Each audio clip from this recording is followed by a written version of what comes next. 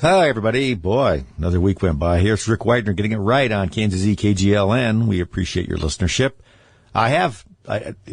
Your ears aren't confusing you. I decided to start with a different entry bumper this week. I felt like maybe we were getting a little too stale, having the same one with the helicopters and the Ride of the Valkyries, which, by the way, I like really a lot. But I still mix it up a little bit, I thought, so I'm going to start doing that again. So I hope everybody had a good week. It hasn't been a good week for a lot of people out there. It hasn't been a good week for a long time for poor President Trump. He's had nothing but lawfare, as we like to call it now, engaged on him.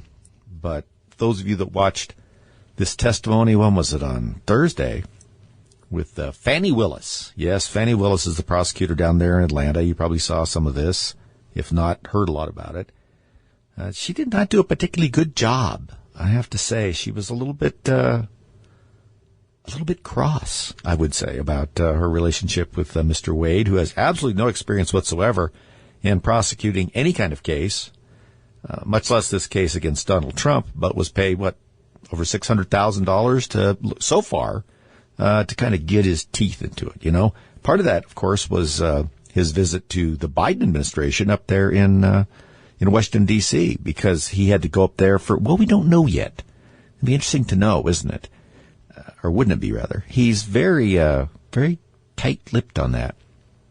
Now, I would like to know why they spent several hours at the White House over a couple of times with the prosecutor down in Georgia who was bringing a case against Donald Trump. Now, call me a little paranoid, but I think there might be a connection. Yeah, I'm just saying. The use of the courts now against political opponents is worse than I ever imagined it would be. I mean, it's always been a little bit of it out there, but this is just, it's unbelievable. And it's spread not only to Donald Trump, but to all over the place. And I wanted to talk a little bit, this segment, about Mark Steyn.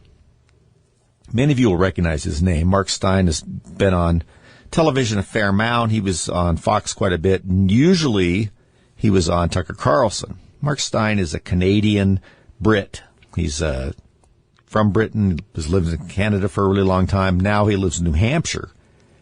And he has been a really smart and witty writer for a long time. And if you've seen his interviews, you'll know just how much wit the man has, and he's very bright as well. And so he has been embroiled. By the way, he's written a couple of books. You might have seen one of them's called After America. Another one's called Lights Out. Very good books, by the way. But he had written a piece. This is 12 years, this case that he has been involved in. This lawsuit has been going for 12 years. He wrote a piece criticizing Michael Mann, who is a individual, is a climate scientist. So Michael Mann's been suing him for 12 years. It finally went to trial. And, of course, where? Why, Washington, D.C., where the jury is so friendly to people that have different opinions, particularly those that might be construed as somewhat conservative. Now, Mark Steyn, you might guess, thought that the data and the conclusions that Mr. Mann reached were a little iffy and talked about that. Mr. Mann then brought a lawsuit for defaming him, and it's been dragging on this long just now went to trial. Now, the way it comes up, and I'm going to quote here from a very good article in American Thinker, that Mann was one of the authors of a 1999 paper that were using tree ring data so they could determine temperatures, thicker rings, warmer temperatures, stuff like that. And he tried to stretch that over 1,000 years. 1,000 years. And he said that the temperatures declined slightly until 1960 when they dramatically jumped up, right? And that jump up is what's called people call it the hockey stick, right? Because it's fairly flat, and at the end it starts going up at like a 45-degree angle. A little more than that, actually. There were many people who didn't agree with that. And one of them was Mark Steyn, another one were other scientists, right? Now this report got picked up and was found to be very instrumental in what the United Nations, the international climate, the community, all this kind of, to justify a lot of these ideas about climate. Because it had this outsized effect, really, Stein wrote about it, and he's not the only one that had a problem with it. I mean, here they quote Stephen McIntyre, an Oxford-educated PhD in mathematics, and he said, man's result lacks statistical significance. I don't think that's quite good language. And worse, he showed that man's data manipulation is so strong that a hockey stick is nearly always generated from trendless red noise. Response, I guess, Mr. Mann called to him, according to this article, a number of names, some of which I cannot repeat on the radio and have no intention of repeating them because I don't like the way they sound. He was not a nice man. There were also a couple of other people that were very well qualified that thought his case was not well made. We are talking, remember, about fairly minuscule changes in temperature as far as human perception goes, a degree or two Celsius. So just off the top of my head, I would say that trying to use tree ring data for 1,000 years to show something like that is right away problematic. But people were so anxious to get some data to support their idea about climate change and how they could use that data to gain control over pretty much everything, that seemed to just slide under the door. No one seemed to care about that. So he sued good old Mark Stein. Now, Mark Stein, and if you're interested in him, you can always Google him, or he has a great site called Stein Online. He spells his name S-T-E-Y-N. So it's Mark Stein, S-T-E-Y-N. And about this trial, and it's got a lot of other really good things on it. Actually, there's 2 or 3 things I like to get on there and read. The movie reviews from a guy on there are just great. And he talks about old cinema and stuff. And I mean, everybody that writes on there is an exceptionally good writer. Anyway, he has suffered 2 heart attacks last year. One of them on the air in Great Britain. And so he's not in the best of shape. And yet he was in this courtroom, and he was defending himself with the assistance of an attorney, and did his own questioning and also did his own closing argument. And some of the things that Mr. Mann asserted had damaged him somehow don't make a lot of sense in terms of getting damages out of. For instance, and this is one I looked at, Mann testified that he was the victim of a mean look while shopping in a store. Stein said, and this is a quote from Stein's closing, he said that he told you about a traumatizing experience in aisle 9 of his local supermarket, so traumatizing that he remembers it 12 years later. We don't know whether the guy gave him a mean look, as he put it, did so because he read something, or because Mann cut him off in the parking lot. I mean, this is the kind of stuff that was being drug out against him, right? Now, this is essentially a free speech case. This is about a person disagreeing and saying that someone's data is not representative of what it purports to be. It's done in a very effective way by Mark Stein and a humorous way, which lots of times is the best way to get something across. And so this guy didn't like it. And, of course, since Mr. Stein is a conservative, he really didn't like it. So they've been hectoring him for this time. Now, when you read through this, and I don't have time to go through it, but if you're interested, you should look up something about the lawsuit there. This defamation lawsuit. Remember, Trump's case in New York with E. Jean Carroll is a defamation case. Tens of millions of dollars in award there with little foundation. And in this case, Mark Stein did what as I was following it, made a tremendous showing of that what he was saying was his opinion, that there was, it was well-founded, all these things. It wasn't defamation, and that he really did no damages. And so they awarded him, the jury in Washington, D.C., said that, gave him $1 in compensatory damages, Mr. Mann, but gave him $1 million in punitive damages. So essentially what they've done is punished Mark Stein for free speech. We need to think about these kinds of things. All right, folks, I'm back. Thanks for sticking around. Rick Wagner here, getting it right on KGLN, KNZZ, all over the internet, and our podcasts that you can get simply by asking for them if you have an Alexa device, or I believe if you can do the same on a Google device. And I believe we're on Spotify and a few things like that in case you missed a show, or you just want to listen to something else that we've done. in the past. Most of them are some shows we've turned into podcasts, so feel free to do that. And if anybody else wants to listen, we appreciate it. We also appreciate our listenership online during the show. So once again, and before I forget, you can contact me by email at Rick Wagner, common spelling, W-A-G-N-E-R, just one word, Rick Wagner, at mail.com. I read all of them. I'm not able to respond to all of them, but I do read them. So thank you so much for doing that, and I want to make sure I get that out. Getting back to Mark Steyn, this is an incredibly important case because Mark Steyn is a commentator, but not excessively well-known or a big celebrity or things like that. But he's been hounded by these people, and apparently the plaintiffs in this case, attorneys are being paid for by someone else. This is what comes out in some of these articles.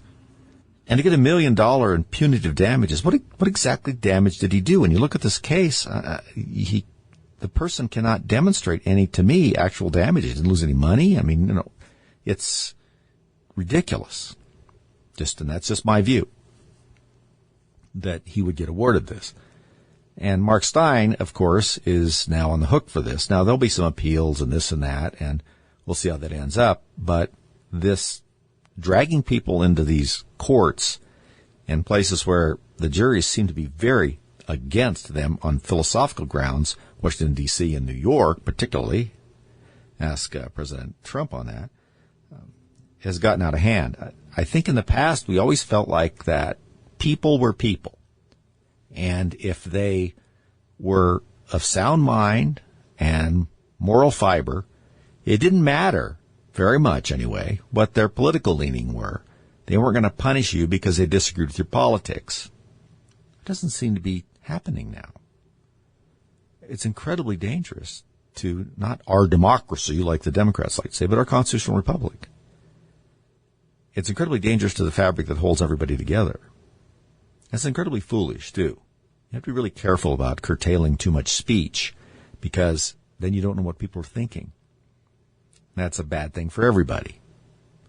Also, when you curtail speech, you curtail the opportunity for people to have themselves heard in a way that can make changes in the nation and the way things are done that reflect the will of the people.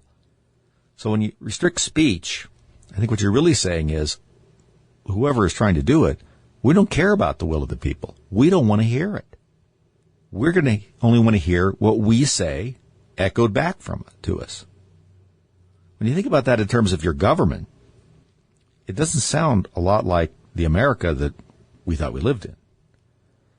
And when you punish people with these big jury verdicts and you find friendly courts to drag them into, not friendly to them, friendly to you, and this whole concept of working within a system where you put your personal prejudices, at least to the large extent, aside, and hear something on the facts, and then the law as it's submitted to you, that feels like it's slipping away.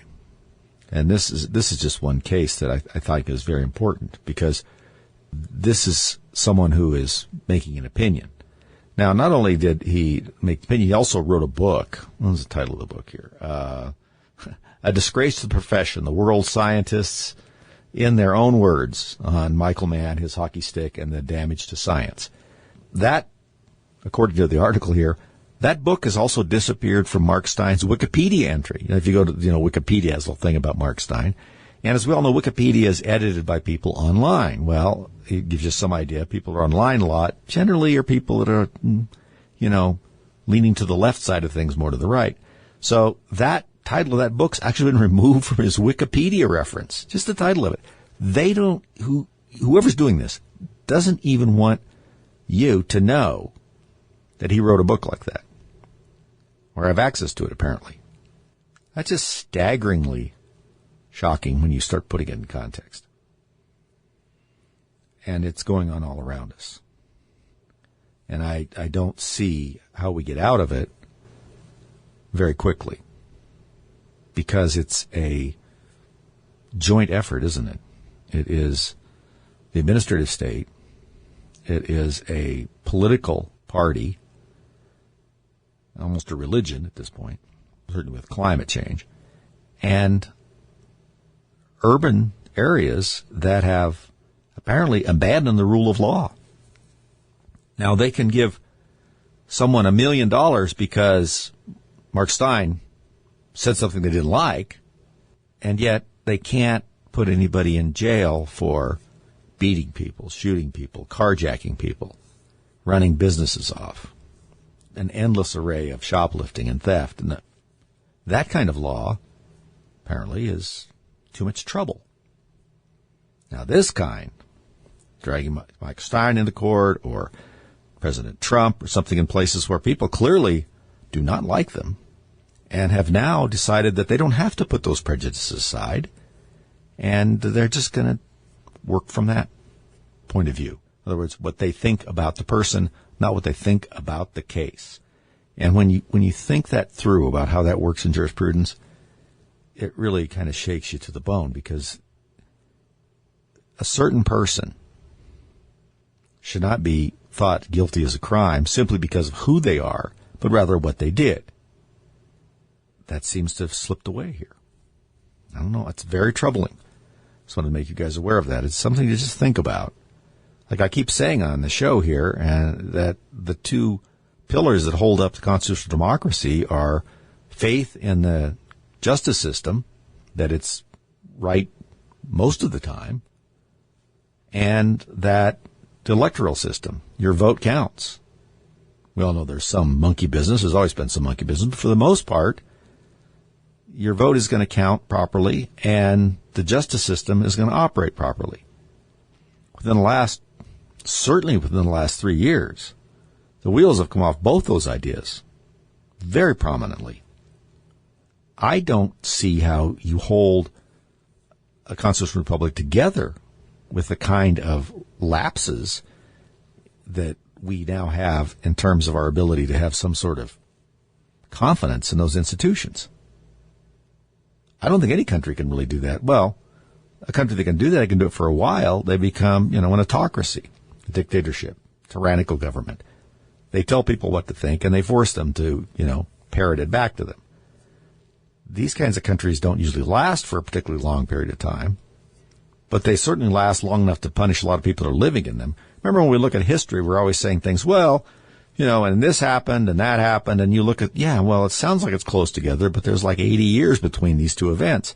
In the meantime, real people suffered mightily until things got straightened out. And this is what I worry about. I do think that you can right the ship. I just worry about how difficult that is, and the damage gets done when you're trying to do it. Offhand, I don't know where to start on this stuff, I might add as well. We're in an area where I don't know where you go. I think the only real solution is, of course, political, and that is to get the right people, or better people, into elected offices. To do that, we've got to have some kind of fair election process, and a lot of people don't believe that we have one. And I get a little concerned myself sometimes when you look at these things. And there shouldn't be anything wrong with scrutiny of your election system.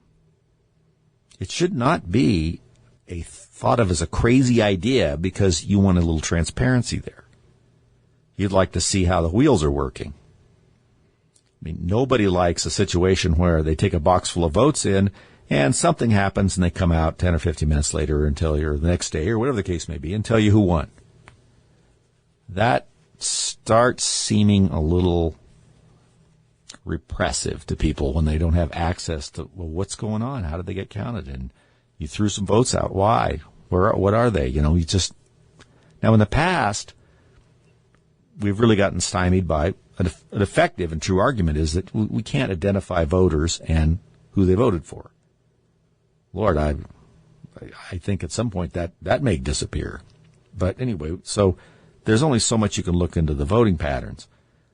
But there's a lot of information that you have to have access to make sure that people feel comfortable in their election rather than how they're run. Because that influences that justice system. You put the right people in charge of writing the laws, appointing judges, and doing that sort of thing. That is going to affect that. What we have now is an unnaturally long period of time where you've had very biased and, I think, not smart, dunces is the word I might use, writing the laws, and manipulative, high-handed, that's the best word I could say. I'm not going to say tyrannical or dictatorial. We'll just say high-handed people in the administrative state that, of course, are a lot smarter than us, so they know more, so they can interpret the bad laws even worse, or just ignore them if they kind of get in the way. This just cannot go on.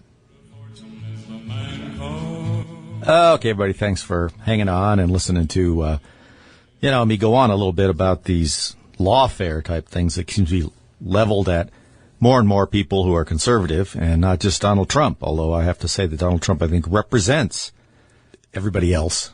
And like he said at one point, they're going after him, I'm paraphrasing, but they're really after you. It's beginning to feel like that.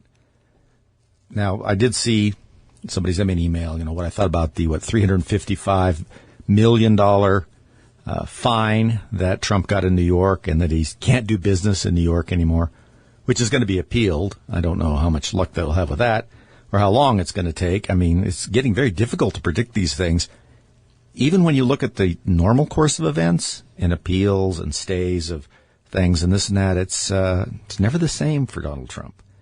And it's very disturbing to see that. Anyway, I would say that there's very little justification for a $355 million fine, except that you don't like Donald Trump. And remember that nobody complained about this case. Remember, this is the one where this is a total creation of Letitia James, the state attorney general, who ran essentially on a platform of, attacking Trump. And she did. What she's saying is that he overvalued everything in his repertoire there of properties to try and get better financing and insurance rates. But nobody complained. Nobody got stiffed, paid all of his loans back. Everybody got their money back, made the money they'd agreed to, the whole thing. And it's not even particularly unusual for people to sort of boost their net worth to see if they can get a better rate. And so nobody complained until you get to this wacky judge, and who just, I don't have to go back into it for you folks. You're probably familiar with it. Not a Trump fan. We all know the juries in this area, like we talked about earlier, not Trump fans or conservatives fans. And so this is, I don't know how better to say, it's just outrageous. And I know everybody says that, but it really is. It's something that just makes your head spin. And we've got to do something about this. We have to insist on some sort of parity in our justice system. I mean, I would say that all of this twisting of the justice system that we've been seeing is not turning us into a third world country. I would say we're turning into a third world country, and this is a symptom of that. The administrative state being armed essentially to attack political rivals, those that it disagrees with, cut information off from individuals, punish them for giving information out, like Mr. Stein. Some of the stuff doesn't even seem like it's a hard decision when you're looking at the First Amendment. But apparently, those are the old days, guys. I mean, that's back. Who can understand the Constitution anymore? And those back in those old guys, and they wrote that. Who can understand it? We just have to interpret it, Plus, they were really bad guys, too, because, there's a lot of things wrong with them. They were probably racists and sexist and misanthropes, and, you name it. It never stops. When they couldn't get their way in the Constitution, they've decided for the last 5 years, really, to attack the constitutional framers so that they can undermine the Constitution itself. They didn't have any luck doing it directly by going against what the Constitution said. Now they're going to say, well, it says that because it is just another type of, and you can fill in the blank. You hear it all the time. So I just wanted to let you guys know this is getting to be a real problem. And when I say that, I'm sure I sound like an idiot. Like, oh, really, Rick? You think that probably is a problem? is we can never let this out of our mind. For instance, many people I talk to now have no interest in traveling to some of these places, not just because they are, hellholes in some sense of crime and corruption and things like that, but because they know that if something happens there and they get in some kind of trouble or altercation, they're not certain that they're going to be treated fairly. So why expose yourself to that? It is not going. We are really self-separating in this country, and I don't know how it ends up. It's not a north-south, east-west thing. It is a mainly of the coasts and some of the interior big cities. Everything else is different. So trying to figure out where that's going to land, how that will manifest itself, we're still kind of guessing on that. But we have a constitutional republic. And we need to remember that to have a republic, you need to have some guardrails on it, and you need to protect yourself from the whims of the masses. And so I decided to play here. Let's see if I can find it correctly. Yeah, here we go. This is Ayn Rand. Most of you know her from Atlas Shrugged, The Fountainhead. She has quite a bit to say about rapacious government. And she's talking here, just a few minutes long, about why a republic is better than a pure democracy. Our democracy. Oh, our democracy. Let's see if I can get it. Well, because we have to define our concepts clearly. A democracy in the political meaning of the word, the original meaning, defining a specific political system, means a country governed by unlimited majority rule. A democracy is a form of government in which the majority has the right to vote on anything and to pass any laws they see fit, the sole standard of legality being a majority vote, that is counting of numbers.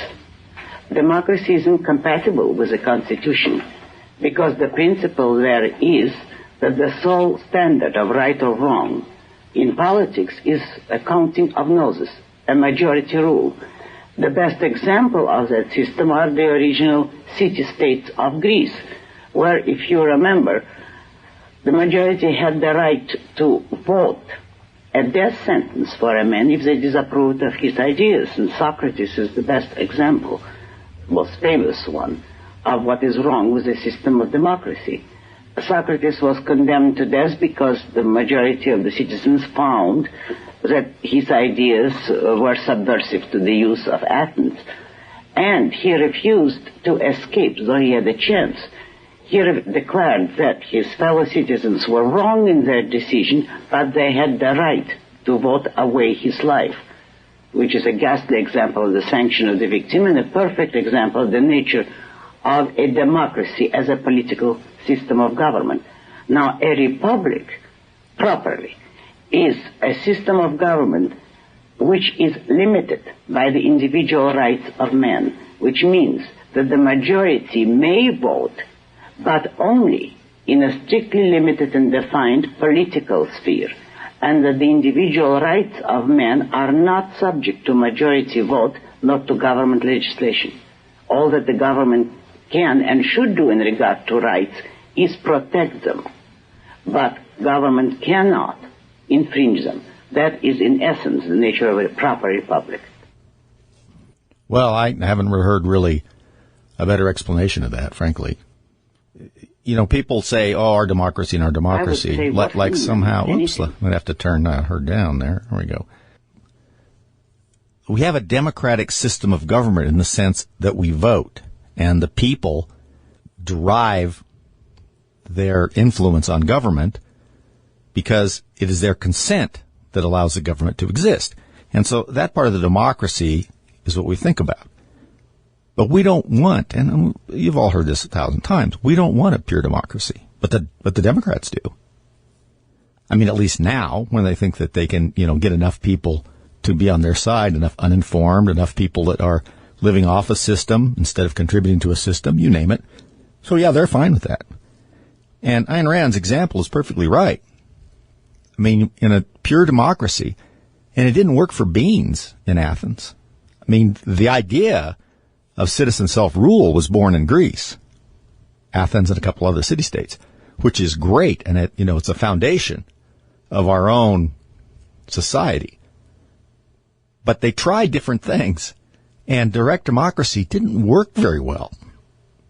You can just ask Socrates. Well, you could, except that he's dead. And he'd probably be passed away anyway, given the time. But he left a little early by drinking hemlock because the citizens of Athens voted that he should. That's kind of the danger of a direct democracy. And there's really nothing that I could add to what Ayn Rand had to say about that. So one thing she said I thought we should highlight is that the government's main job in a constitutional republic is not to give rights. Now, I'm inferring a little bit there.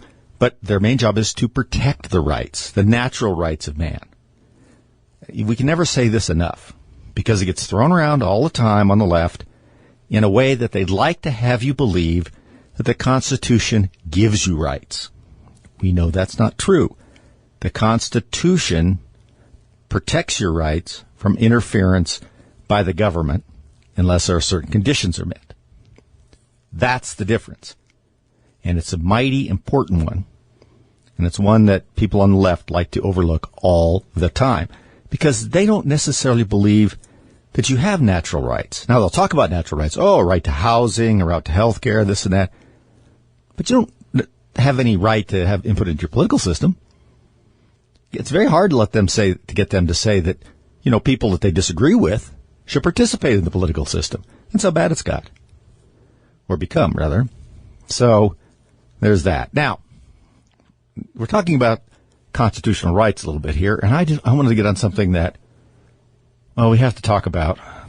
I'm always saying we don't get information out about what legislatures are doing until they've pretty much done it. This is what they've decided the best way to do it. Don't fire up the yokels, right? I mean, just do it and then tell them when it's done. News media is complicit in this. Either they don't have the people or the insight to be able to report on this, or they agree with the actions and know that if they report it, it'll just cause problems. This is in Colorado. I want to talk about. Those of you not in Colorado should keep your eyes open because this coming from many different states now, most of the blue states. Colorado is introduced some legislation to ban many semi-automatic rifles and pistols. Now, here's what I wrote on the website. And you can read what I wrote, and I derived this from 2 or 3 sources that could put it together. That the Colorado Democrats in the legislature, led by Representatives Elizabeth Epps and Tim Hernandez, introduced a bill, and the bill's number, just for your reference, House Bill 24-1292. It will significantly restrict semi-automatic firearms, posing a ban on approximately 200 models. Not only specific firearms, but also categories. So it's very ambiguous, which is a terrible thing in a law, particularly when people are going to misuse it. And the articles I read pointed out that Epps and Hernandez are also members of the Democratic Socialists of America. So they've got that going for them. Now, their justification for this is they want to address the role of assault weapons and high-capacity magazines in mass shootings, and that these things just don't belong in society, right? The weapons of war argument. Really big fines for violation of this. And so the manufacture, sale, transfer, all of these kinds of weapons, and you can guess pretty much what they are, pretty much all semi-automatic sporting rifles that we think of, ARs, AKs, anything with a handle, might be black, might be scary looking, all of those. And so they also mention rapid-fire trigger activators. There you go. But then so people had said, well, if this passes, what about all the dealers out there that still have these firearms and now they can't get rid of them? Well, they thought about that too. They lay out a little plan so that they can sell these firearms to out-of-state buyers or just to peace officers. So they took care of that. It's not the only one out there, by the way. They're also trying to get some other gun control measures in this legislative session. They want to put category codes on credit cards, just like California. So that when you buy a firearm purchase or ammunition or things like that, it is noted by a specific code on the transaction with your credit card. Now, why do you suppose they want to do that? They think it's important that Visa or MasterCard knows what you're doing? No. What it means is that if they can get access to that information, then they're able to do something, and this is unconstitutional. I don't know. It's happening more and more this last couple of years. They are asking the private companies to do something that they cannot do themselves, which is create a registry of firearm owners and purchases, and then get it from them. This is undoubtedly what's going to happen. So they want that, and then they're also coming after your concealed weapons permits in the sense that they're putting all sorts of more requirements on them, in-person training that you have to exhibit, in other words, ranged firing, you have to pass a test, you'll have to engage in, sort of continuing education on this. And one of the things that you have to be taught is how to de-escalate situations without using force, or deadly force anyway. And also they want to push you into that firearm purchasers should have to have mandatory liability insurance. So that's out there right now. Now, I don't want to hear, after this goes rumbling through, if some of this should pass, that nobody did anything. We have such a thin number of Republicans in the state legislature now. I mean, we are less than, I think, what is it, like 42 to 19? I can't remember what it is, but we're way behind in the House. The Senate is a little closer, but there's still a problematic number. So really, if you want to stop this, probably the best place to do it is contacting your state senator. Because that's, I think, the place where it's going to get a little stickier. You remember in 2013, people in the state of Colorado removed some of these characters in the state legislature. They recalled them when they were trying similar stuff. Obviously, they're not afraid of that anymore. But still, if you don't do anything, if you don't make your feelings known, then it's for sure going to go. So get a hold of your senator or your representative and tell them that you're not in favor of this, and that if they vote for it, you can do everything you can to get somebody else in their job next time around. Once again, that's House Bill 24-1292 is the one we were talking about. You'll be able to find the other ones pretty easy, too. All right. So, let's see. A couple of things I want to bring up before the end of the show. Oh, some people were asking me about Denver and the homeless, because remember we had the Caped Crusader there from Denver, that a friend of mine that was on, didn't want to give his name out, that had a business downtown. We talked about that about a month and a half ago. Well, they've solved the problem now. They spent, over $100 million to get people off the streets.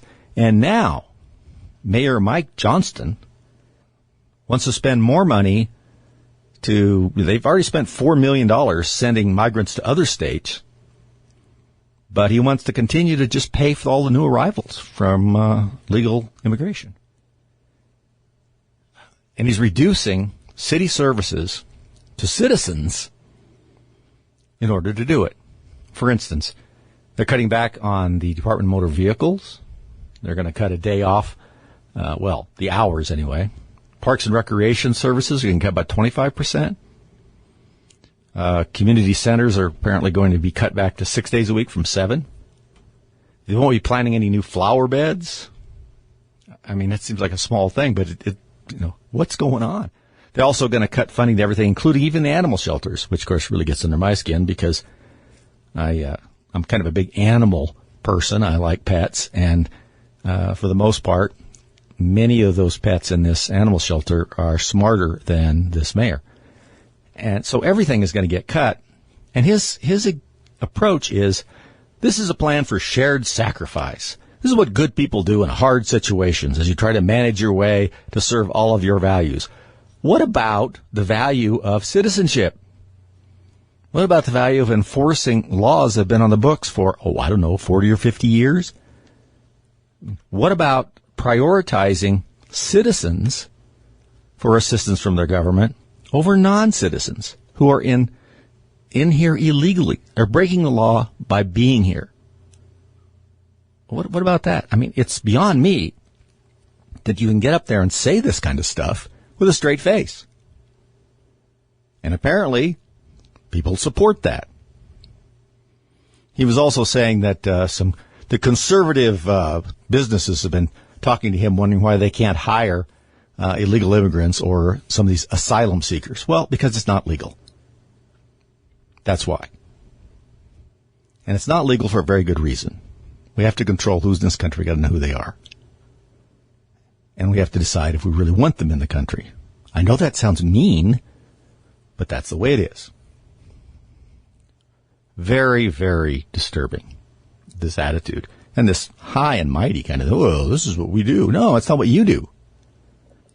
Unbelievable. Now, we're still, of course, going to talk just for the last minute or two about this, the Fannie Willis thing in Georgia. What I wanted to bring up was on Friday, she has her father, who used to be a Black Panther, by the way, and was rumored to have been an associate of Angela Davis, testify on her behalf that, yes, they kept all this money around and why this happened and da-da-da-da-da. But apparently that it came out that he helped prepare his testimony with her, present in the same room.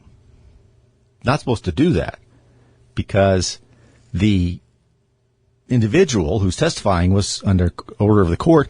These people are supposed to not communicate with others about the case if you're going to be a witness or discuss it with others. Obviously, that didn't happen. So he may strike his testimony, although it was pretty entertaining.